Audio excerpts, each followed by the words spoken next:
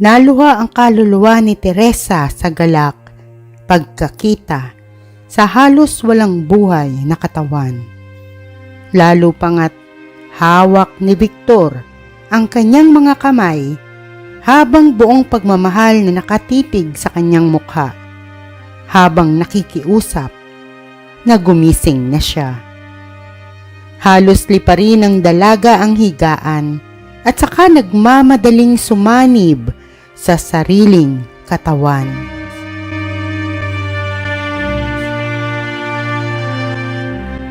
Napapitlag si Victor nang maramdaman ang paggalaw ng mga daliri ni Teresa. Sumungaw ang ngiti sa kanyang bibig nang maramdaman ang unti-unting pag-init ng nagyeyelong balat ng dalaga. Bumibilis na rin ang pagtaas-baba ng dibdib. Otomatikong pumaling kay David ang paningin ni Victor. Inihahatid ang pag-asang dininig na ang kanilang hiling. Napahakbang naman si David palapit.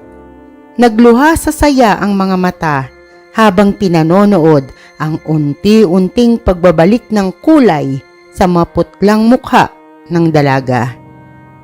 Kapwa napausal ng pasasalamat ang dalawang binata. Parehong inabangan ang pagmulat ng mga mata ni Teresa. Naging makapigil hininga ang paglipas ng mga sandali, hanggang sa halos sabay silang naigtad nang marahang gumalaw ang talukap ng mga mata ni Teresa. Lumuwang ang nakaguhit na ngiti sa kanilang mukha nang dahan-dahan itong dumilat. Nagsalubong ang mga kilay nila. Napalitan ng pagtataka ang masayang mukha nang mapansing pula ang kulay ng mga mata nito. Muli silang nagkatinginan, parehong nagtaka, parehong nangamba. Mistulang huminto ang kamay ng orasan, waribay tumigil ang pag-ikot ng mundo sa kinaroroonan.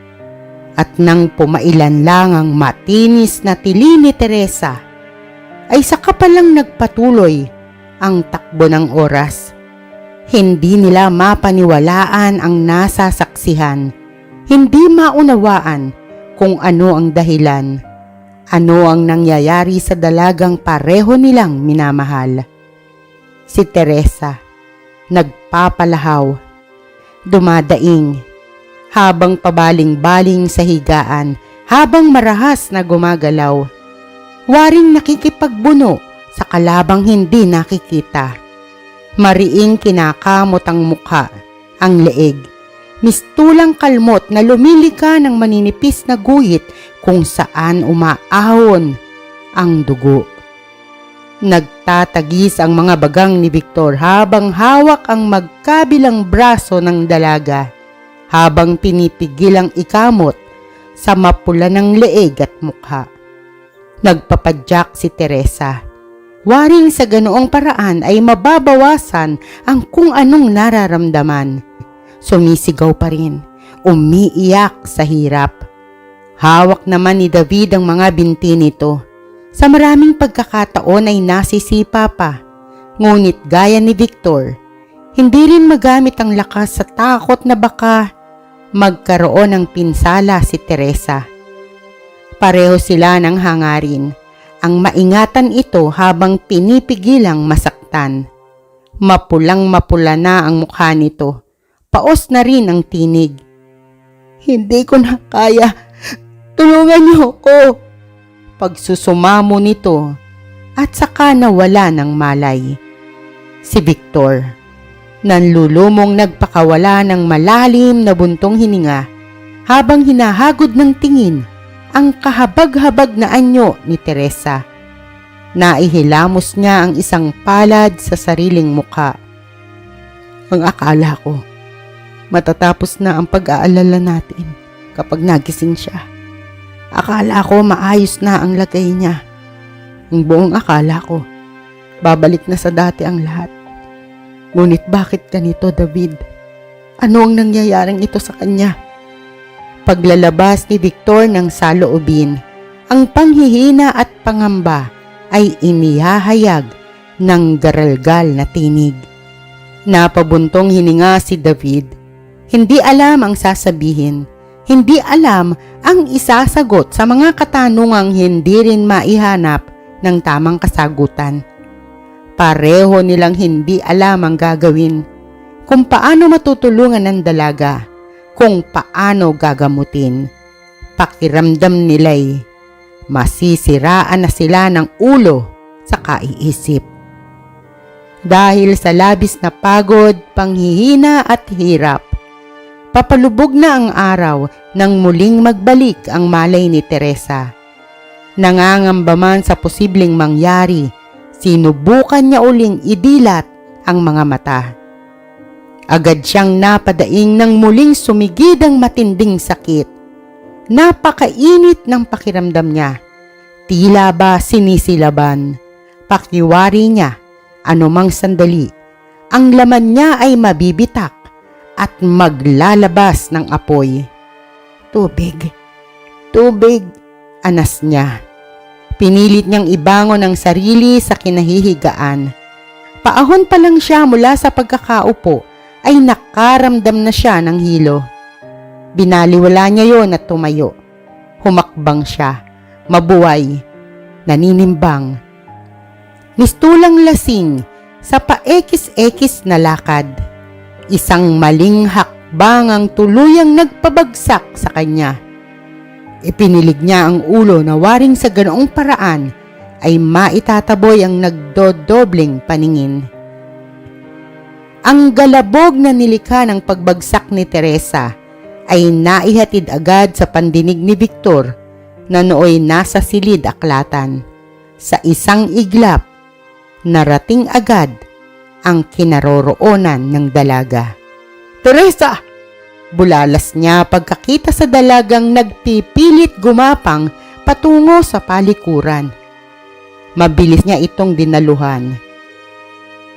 Hirap na hirap man ay sinikap nitong sabihing kailangan nito ng tubig.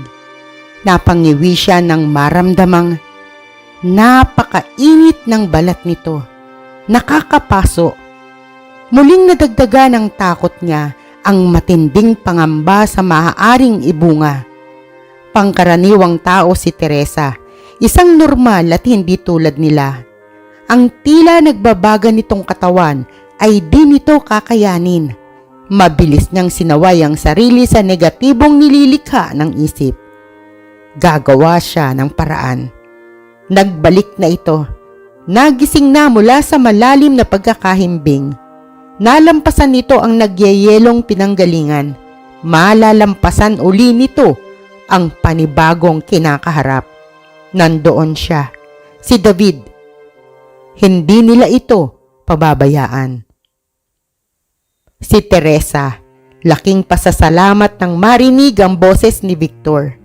Namimilipit man sa sobrang hapdi dahil tila natutupok ang balat, ay bahagyang nakasambot ng pag-asa, ng tapang, ng katatagan.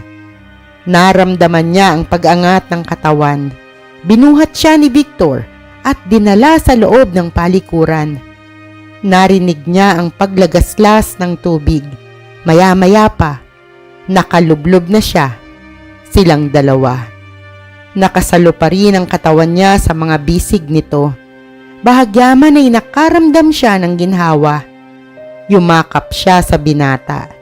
Malaki ang naitutulong ng malamig na tubig at ang kasiguraduhang naroon ito para damayan siya. Ang pagguhit ng ngiti sa kanyang bibig ay naantala ng maramdamang tinatalo na ng mainit na singaw ng katawan niya ang lamig ng tubig. Kinagat niya ang pang-ibabang labi, mariin. Sinisikap tiisin ang sakit na bumabalik na naman. Ang hapdi, napakahapdi. Sigaw na sinarili na lamang niya. Ayaw niyang biguin si Victor. Ayaw niyang mag-alala pa ito. Kayang kontrolin ng isip ang katawan. Malamig ang tubig. Maginhawa na ang pakiramdam niya. Hindi masakit, hindi mahapdi. Ngunit, hindi niya nagawang papaniwalain ang sarili. Hindi nawawala ni nababawasan man lang ang hapding kumakalat sa buo niyang katawan. Pakiwari niya'y naluluto na rin ang kanyang utak. Nakatakas siya sa impyerno, ngunit ang paghihirap na dinanas niya sa lugar na yon ay siya ring dinaranas niya ngayon. Nagkunwari siya doon, humihiyaw man sa tindi ng pahirap na ginagawa ni Lilith sa kanya. Ni minsan ay hindi niya sinabi ang totoong nararamdaman, ang totoong niloloob. Hindi siya nagmakaawang itigil na ang pagpapahirap sa kanya. Ang gusto niyang hilingin, tuluyan na nitong tapusin ang buhay niya. Ang akala niya'y tapos na ang bangungot na yon, ngunit hindi pala. Ang akala niya'y natakasan niya ang impyerno. Hindi pala. Dinala niya lang ang impyerno pabalik sa kastilyo. Ayaw man, pinipigilan man, muli siyang napahiyaw sa sobrang sakit at hirap. Si David, na narinig din ang galabog sa silid ni Teresa, ay dali-dali ding tumakbo papanik. Nasaksihan din niya ang nangyayari sa dalaga. Nanatili na lamang siya sa may pintuan nang buhatin ito ni Victor at ipasok sa palikuran. Nakahinga siya ng maluwag nang hindi na narinig ang pag-iyak ng dalaga, ang pagdaing sa hirap na nararamdaman. Pahakbang na siya paalis nang matigilan. Muling narinig ang malakas nitong paghiyaw. Halos madurog ang puso niya sa pagtangis nito at mamakaawang tulungan. Pumihit siya pabalik. Nagkasalubong sila ni Victor na buhat-buhat si Teresa. Nagtama ang kanilang paningin. Parehong luhaan. Parehong larawan ng mandirigmang talunan sa pakikipaglaban. Wala mang salitang lumabas sa kani-kanilang bibig. Nagkaunawaan pa rin ang kanilang mga tingin. Nagpatiuna si David sa pagtakbo, kasunod si Victor na siyang may buhat kay Teresa. Iisa ang laman ng kanilang isip. Halos liparin ang pasilyo. Talunin ang hagdan, makarating lang ng mas mabilis sa himlayan ng lobo kung saan malamig ang tubig. Sa lawa ni David. Magtagumpay kaya sina Victor at David? Ano nga kaya ang paraan upang mailigtas ang dalaga? Muli niyo po akong samahan sa susunod na kabanata.